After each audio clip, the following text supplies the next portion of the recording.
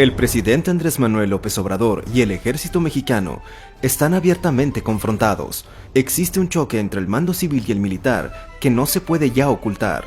No es una mera especulación. El hecho está asentado en el discurso pronunciado ante la plana mayor de las Fuerzas Armadas por el general Carlos Gaitán Ochoa. Peca de ingenuidad del presidente López Obrador en calificar ese discurso con elevados tintes de advertencia para instalarlo como un simple y entendible acto de libertad de expresión. El ubicarlo en ese amigable territorio es no saber descifrar o no querer entender el lenguaje silencioso, críptico en corto y casi siempre de absoluta lealtad que el ejército ejerce sobre su comandante en jefe, el presidente de la República. Desde los días en que Luis Echeverría entró en ruta de colisión con el general Marcelino García Barragán, en México no se vivían días de tanta tensión entre un presidente y sus fuerzas armadas. La política de no confrontar ni a la delincuencia, las ofensas hacia los militares impedidos para actuar frente a los ataques civiles y la todavía nebulosa frontera entre las responsabilidades del Ejército y la Guardia Nacional son la causa.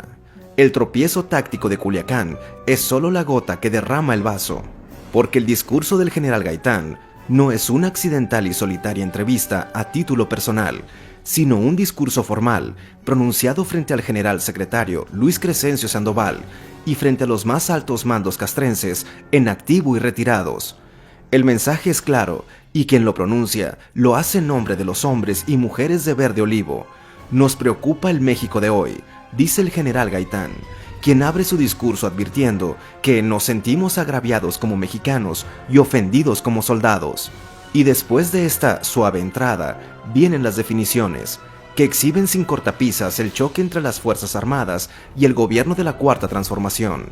Eso queda expuesto cuando el general Gaitán dice que vivimos en una sociedad polarizada políticamente, porque la ideología dominante, que no mayoritaria, se sustenta en corrientes pretendidamente de izquierda que acumularon durante años un gran resentimiento, y sin dejar de reconocer que 30 millones de mexicanos eligieron en las urnas a quien despacha en Palacio Nacional, el general Gaitán advierte que es una verdad inocultable que los frágiles mecanismos de contrapeso existentes han permitido un fortalecimiento del Ejecutivo, que viene propiciando decisiones estratégicas que no han convencido a todos, para decirlo con suavidad.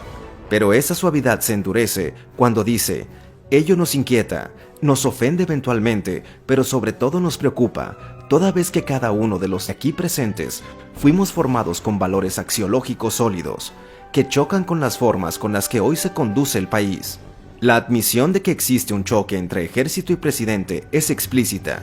Los militares no están de acuerdo con las formas bajo las que hoy se conduce a México. Lo preocupante se da cuando el general Gaitán sentencia que su deber irrenunciable es mantener invariables los principios de honor, valor y lealtad para con el pueblo de México. Sí, para con el pueblo de México. Y el honor, valor y lealtad para con el presidente, que es el hombre electo por ese pueblo. El desencuentro mayor del discurso se da cuando el general Gaitán cuestiona: ¿quién ignora que el alto mando enfrenta desde lo institucional a un grupo de halcones que podrían llevar a México al caos y a un verdadero estado fallido? La denuncia, que es dura y no descartable, es muy grave y alarmante, sobre todo si no se dan los nombres de esos halcones, porque apuntar sin señalar a los culpables específicos induce a pensar que se están creando las condiciones para hablar que desde adentro del gobierno se conspira contra el ejército, y viceversa.